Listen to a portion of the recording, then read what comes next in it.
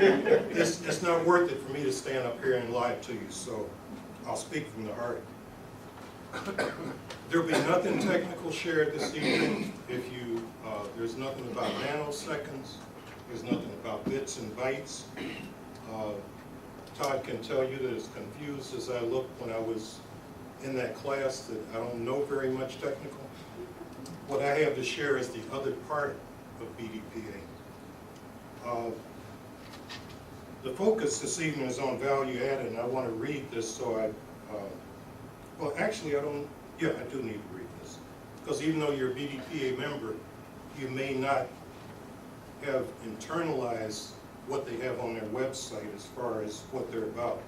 It says BDPA is a premier African American organization committed to promoting information technology to students, members, communities, and businesses. For a span of more than 26 years, BDPA has successfully groomed and assisted local youth through its annual high school computer competition. BDPA's Innovative Information Technology Corp is opening up economic empowerment opportunities globally and for Cleveland and Northeast Ohio. Our classroom to career to boardroom initiative continue to enrich technology professionals in our area youth.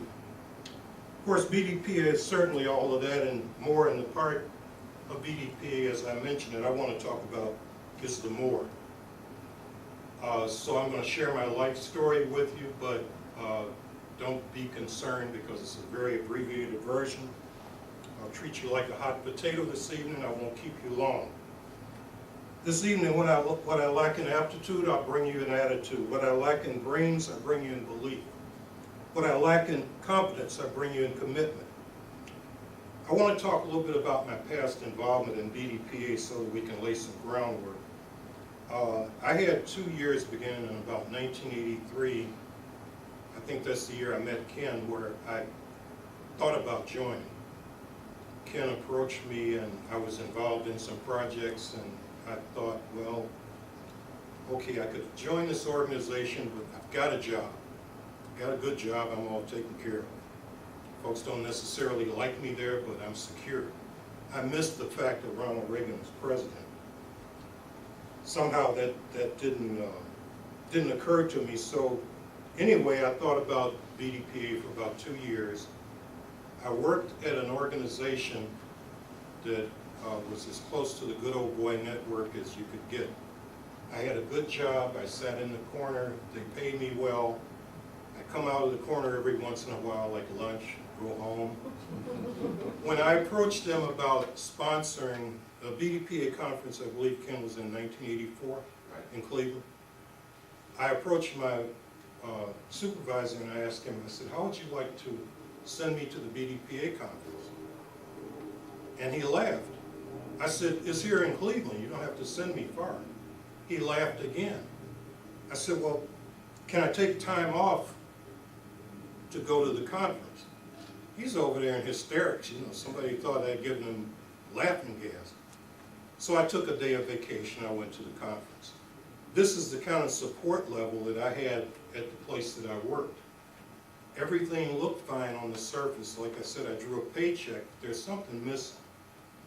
What was missing was that, as many jobs, they wanted me to do what they paid me to do, but don't step out of the box. Don't get out of line. So what I did was I joined BDPA. I quickly found that I could do things in BDPA that I wasn't allowed to do at work. I noticed that they had opportunities available like membership chairperson, newsletter chairperson. I could be a presenter at a national conference. Only problem that we had the tightrope out there who wasn't paying any money. But the point I'm going to stop picking on this. The point I'm trying to get to is that the things that I wanted to do outside of operate in the cubbyhole, back in the corner in the dark, were all available to me by becoming involved, being a member, and being actively involved in BDPA. This is where I learned some of the things that